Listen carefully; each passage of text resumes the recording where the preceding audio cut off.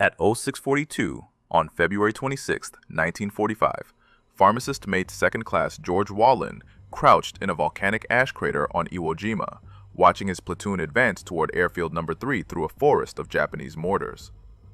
20 years old, 37 days as a combat corpsman, 14 Marines already dead in his company. The Japanese had fortified Hill 362 Alpha with 500 interconnected caves. Every yard the Marines gained cost blood.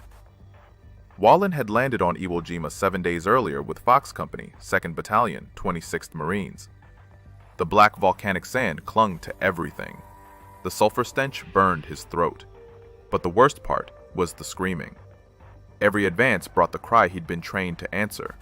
"Corpsmen!" The 5th Marine Division had been promised a 4-day operation. General William Rupertus himself had told the men they'd secure the island quickly.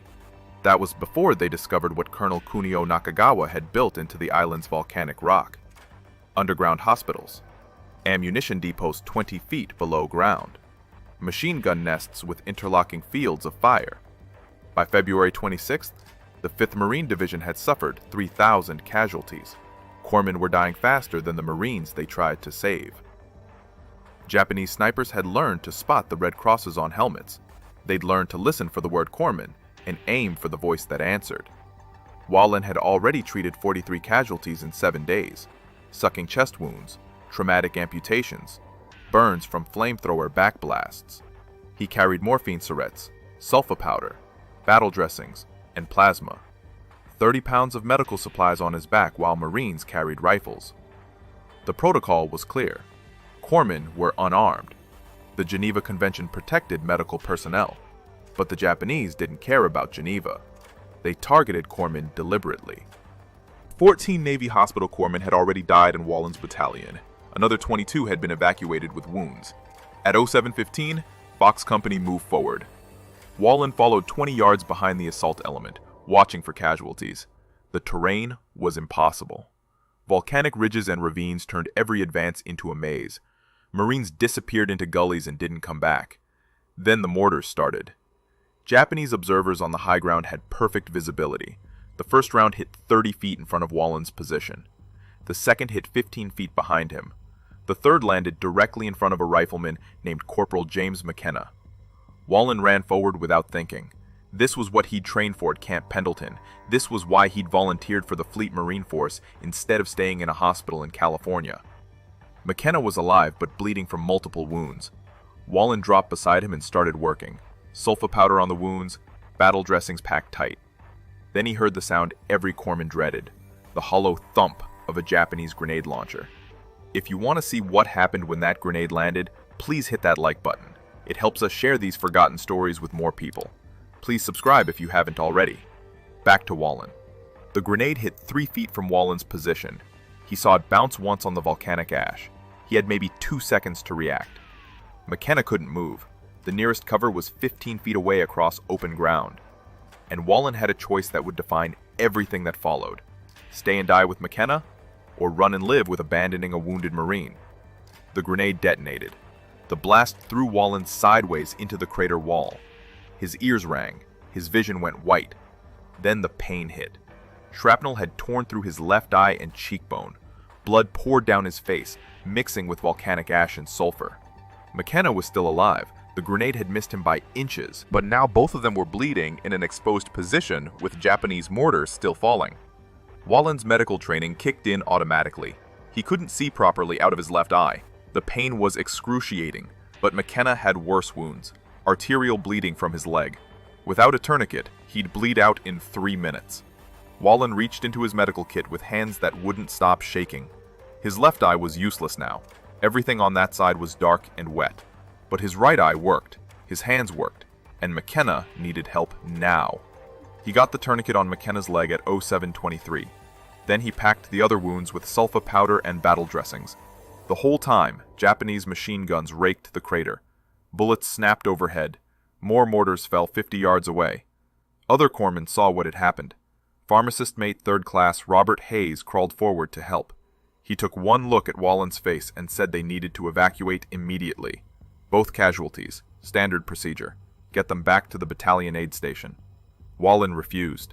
There were still Marines advancing toward Airfield Number 3. Fox Company was pushing into the most heavily defended sector on Iwo Jima. Every corpsman counted. Hayes could take McKenna back. Wahlen was staying. Hayes argued for 30 seconds. Then he gave up. You couldn't order a corpsman to leave the line. Everyone was a volunteer. Everyone had chosen to be here. If Wahlen wanted to stay half-blind and bleeding, that was his decision. They got McKenna onto a stretcher at 0735. 4 Marines carried him back through the volcanic ash, while Hayes provided security. Wahlen stayed in the crater, temporarily blind in one eye, watching Fox Company advance through hell. By 0800, the adrenaline started wearing off. The pain in his face became impossible to ignore. His left eye socket felt like someone had poured molten metal into it. The sulfa powder he dumped on his own wounds burned like acid. But Fox Company was still moving forward, and Marines were still getting hit. At 0815, another cry, "Corpsmen!"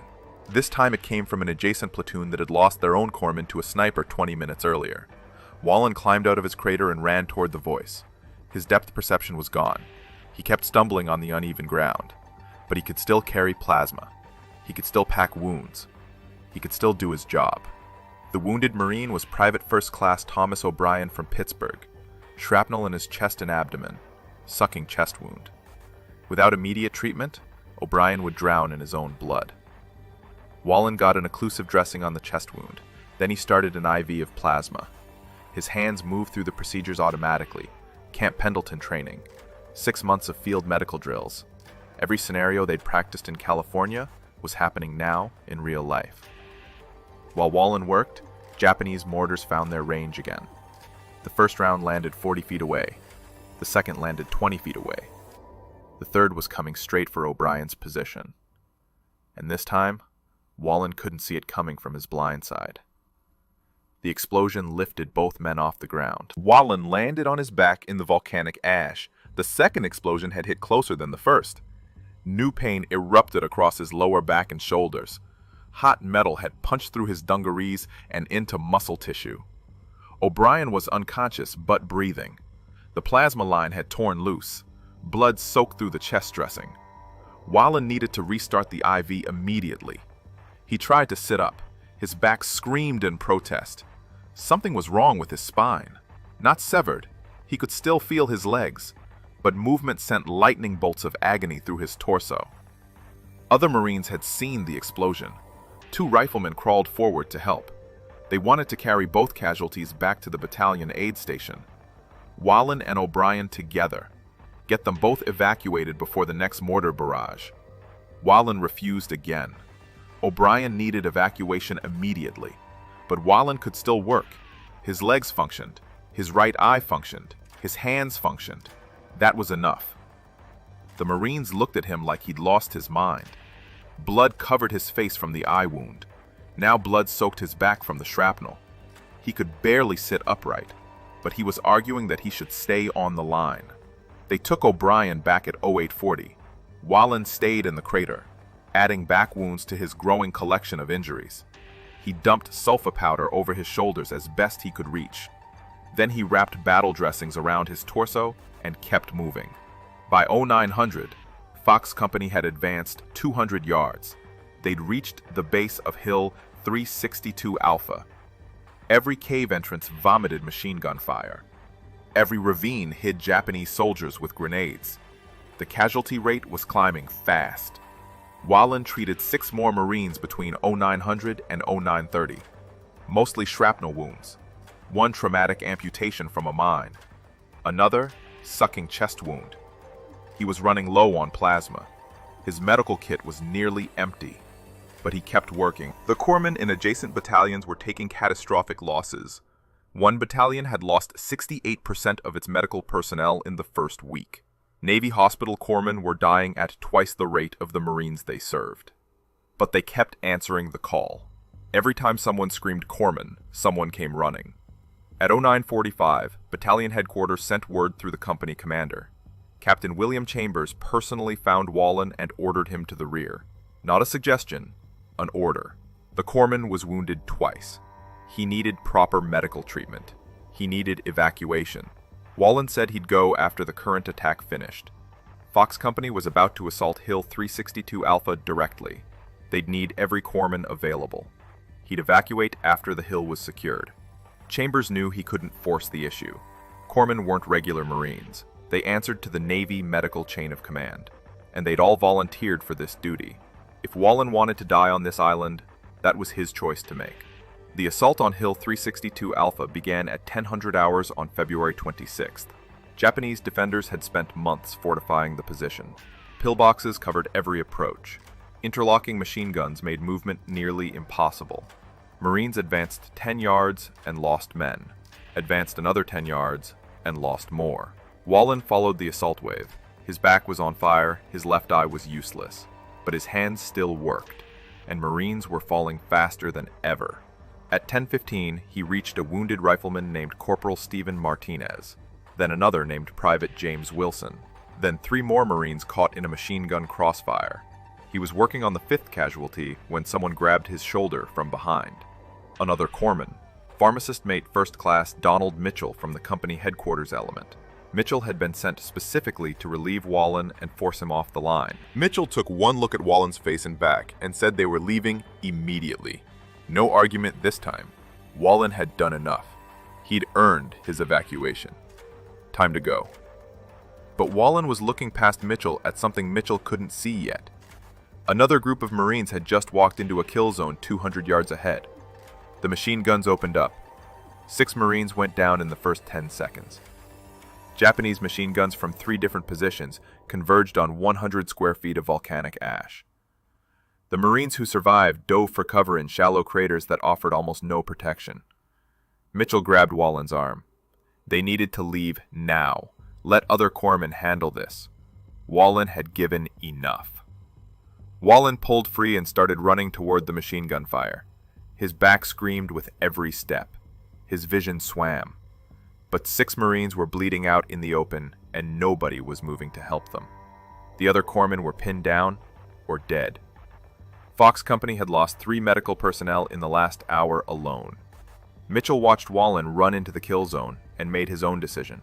He followed. They reached the first casualty at 10:23. Private First Class Robert Davidson, 19 years old from Oregon. Multiple gunshot wounds to the chest and abdomen. Still conscious.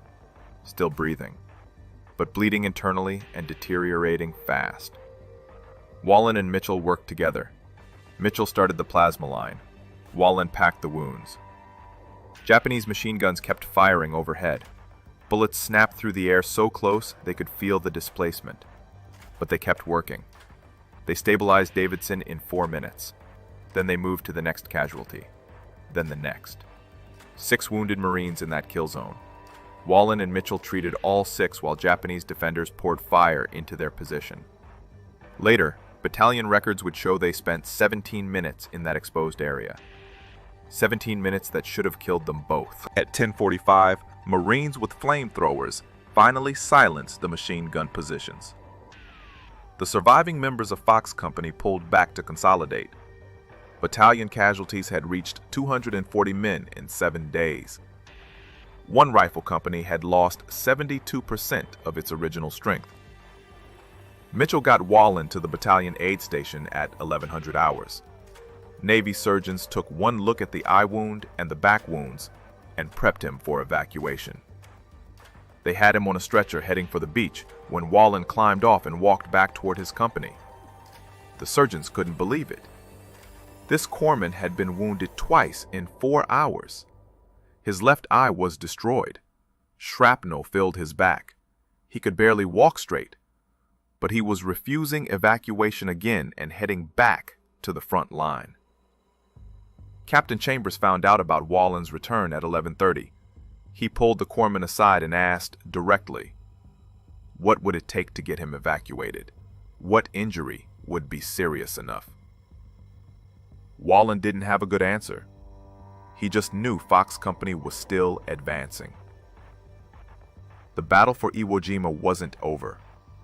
As long as Marines were fighting, corpsmen needed to be there. That was the job. That was what he'd signed up for. Chambers gave up trying to force the issue. He assigned Wahlen to the company command post where he could treat casualties coming through the aid station instead of running forward under fire. Safer duty, less exposed. Wahlen agreed to the compromise. For the next 5 days, Wahlen worked from the company aid station. His left eye never recovered. The socket remained swollen and painful. His back wounds grew infected despite sulfa powder. But he kept treating casualties. Fox Company lost another 80 men between February 26th and March 2nd. On March 2nd, Fox Company received orders to assault the final defensive line before Kitano Point. Japanese defenders had concentrated their remaining strength in a series of caves and bunkers overlooking the northern coast.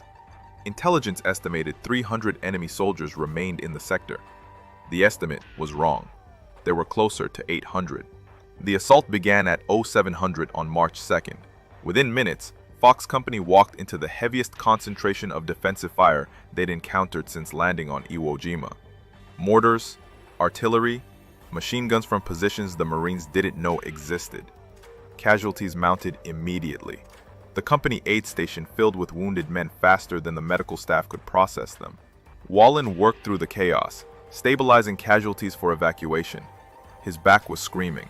His ruined eye throbbed, but his hands kept moving through the familiar procedures. At 0830, a Japanese mortar found the aid station. The explosion killed 2 Marines and sent shrapnel through everyone within 20 feet. Wahlen took metal fragments in his lower back, the same area that had been hit 6 days earlier. New wounds on top of old wounds. This time, the injury was serious enough that even Wahlen couldn't ignore it. The shrapnel had driven deep into muscle tissue near his spine. He couldn't stand up straight. Every movement sent shockwaves of pain through his torso.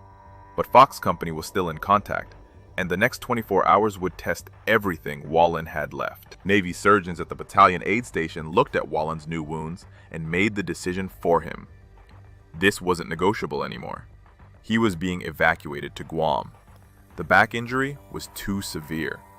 Without proper treatment, infection would kill him within days.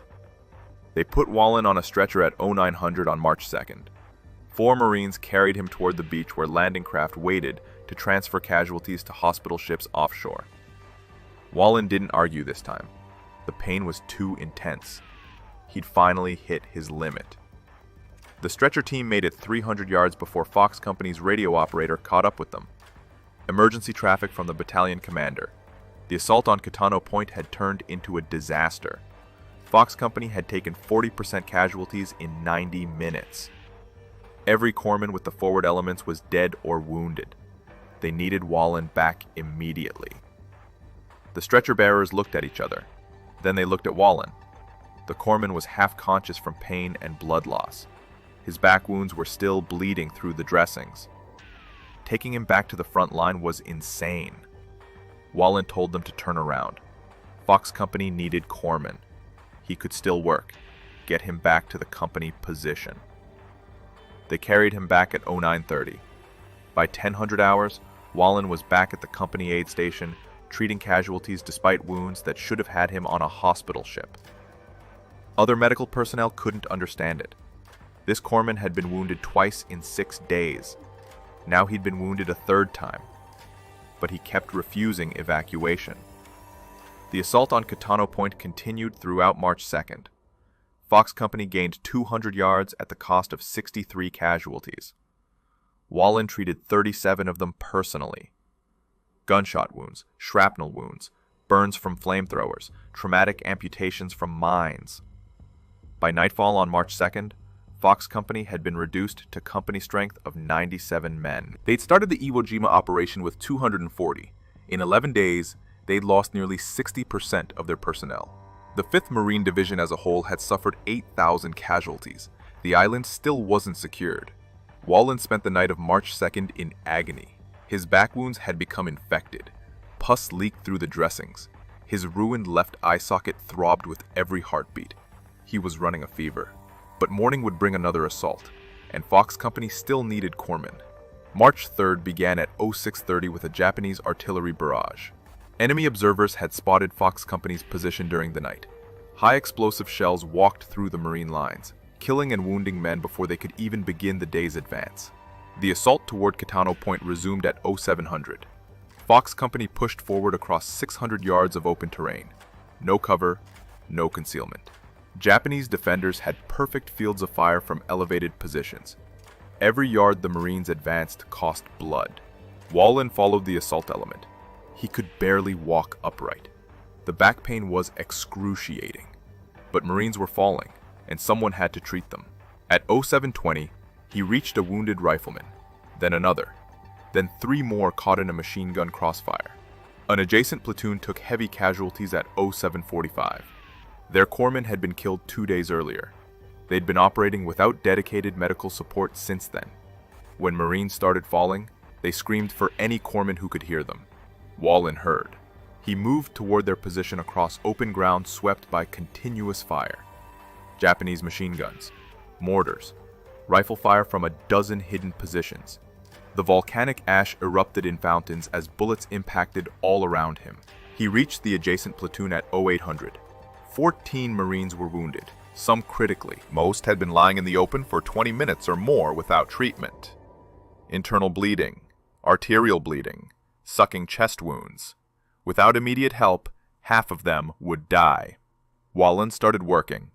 First casualty. Second casualty. Third. He moved through the wounded men systematically, triaging and treating. Plasma here, battle dressings there, morphine for the ones in shock. His medical training took over completely. The pain in his back faded into background noise. Japanese defenders realized a corpsman was working in the open. Machine guns shifted fire, mortars adjusted. Rifle fire concentrated on the one man trying to save 14 Marines. Bullets kicked up ash all around Wahlen's position. He kept working. At 0823, a Japanese sniper fired from an elevated position 300 yards away. The bullet hit Wahlen in his right leg just below the knee. The impact spun him around and dropped him face first into the volcanic ash. His right leg wouldn't support weight anymore. The femoral artery was intact, but muscle and bone were damaged.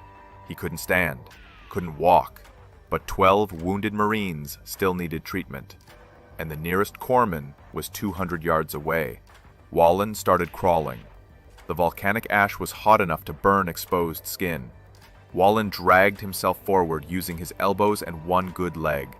His right leg left a trail of blood in the black sand. Every movement sent fresh waves of agony through his back wounds. But there was a wounded Marine 50 yards ahead who would die without plasma. Private First Class Kenneth Morrison, 21 years old, from Kansas. Shrapnel in his abdomen and chest. Morrison had been lying in the open for 30 minutes. Blood loss and shock were shutting down his organs. Without intervention in the next 10 minutes, he'd be dead. Wahlen crawled. 10 yards. 20 yards. Japanese snipers saw the movement and adjusted their aim. Bullets snapped overhead. One round hit the ash 2 feet from Wahlen's head. Another tore through his pack, destroying his last bottles of plasma. But he kept moving. At 30 yards, Wahlen's right leg went completely numb. Nerve damage from the bullet wound. He couldn't feel anything below his knee anymore. Just dead weight dragging behind him as he pulled himself forward with his arms. At 40 yards, a Japanese machine gun opened fire. The gunner walked his rounds toward Wahlen's position. Geysers of ash erupted in a line, getting closer, closer. Then Marines with a Browning automatic rifle suppressed the position long enough for Wahlen to cover the last 10 yards. He reached Morrison at 0835. The Marine was barely conscious, pulse weak and thready, respirations shallow. Classic signs of hypovolemic shock. Morrison needed whole blood, needed a surgeon, needed to be in a hospital, not bleeding out in volcanic ash. Wahlen had sulfa powder, battle dressings, morphine. He had training and 21 days of experience treating casualties on Iwo Jima. He packed Morrison's wounds and administered morphine. Then he pulled the Marine's body close to his own, using himself as a shield against incoming fire. Other corpsmen saw what was happening. Pharmacist mate First Class James Chen had been treating casualties 200 yards away. He grabbed his medical kit and started running toward Wahlen's position. Japanese fire intensified immediately. Chen made it 30 yards before machine gun rounds forced him into cover. Marines tried to provide suppressive fire, but Japanese positions were too well fortified.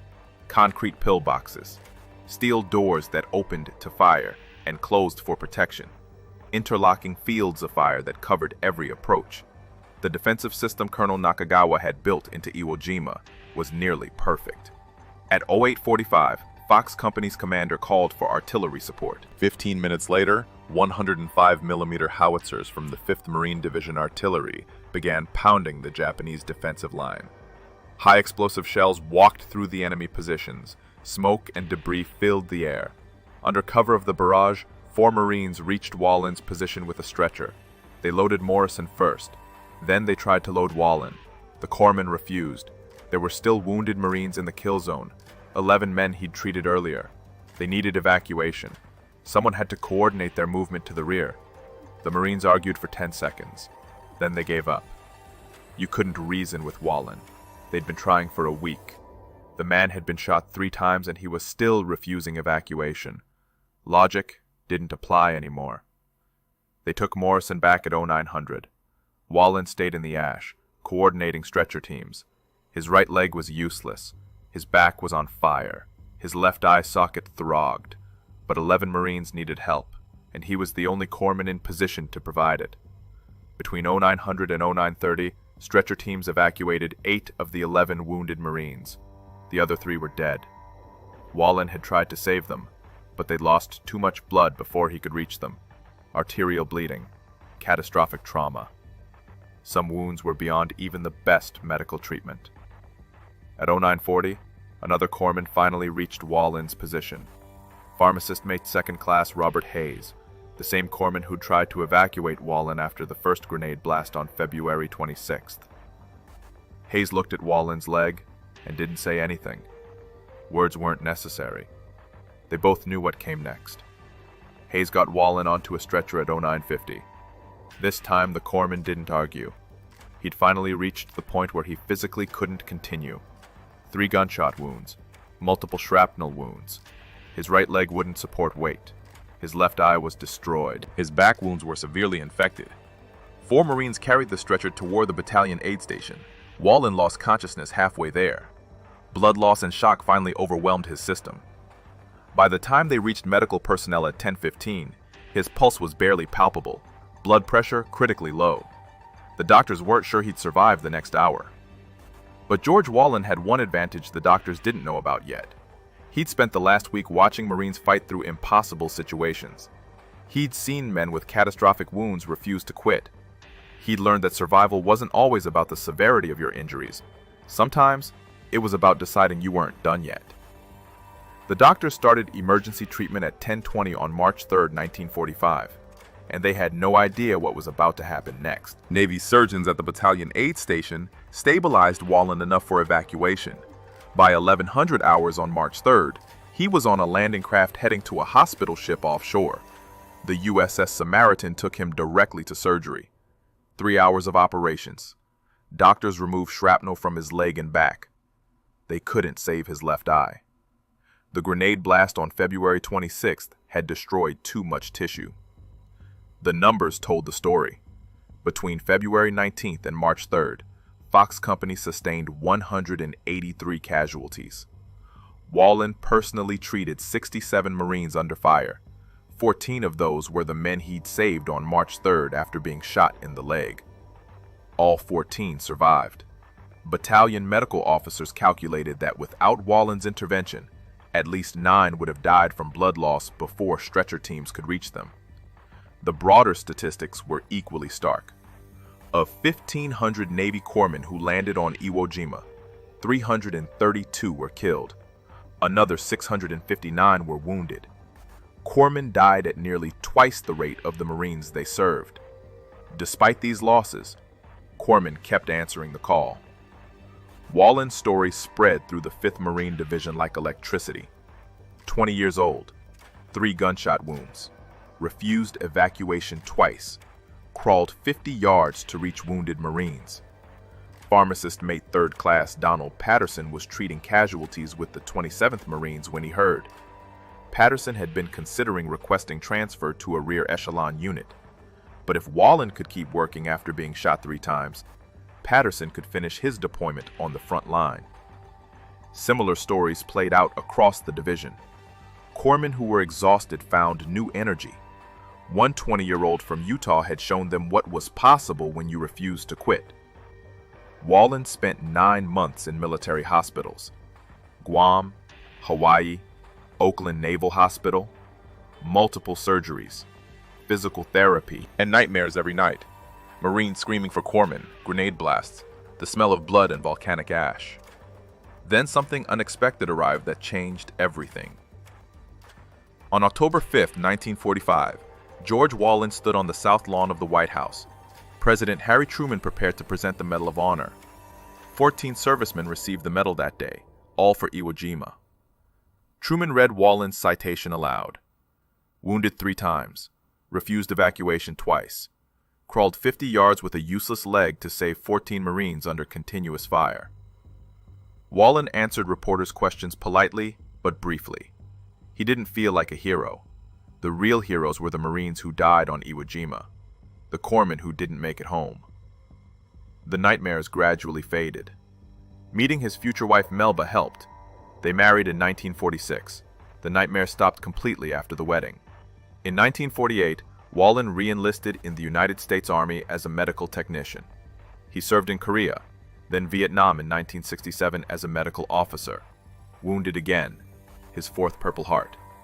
He retired in 1968 after 20 years across 3 wars. Worked for the Veterans Administration for another decade. In 2004, President Bush signed legislation renaming the Salt Lake City VA Medical Center after him. Federal buildings couldn't normally bear names of living persons. Congress made an exception. Wahlen passed away June 5, 2009, age 84, Utah's last living Medal of Honor recipient. Over 2,000 people attended his memorial service.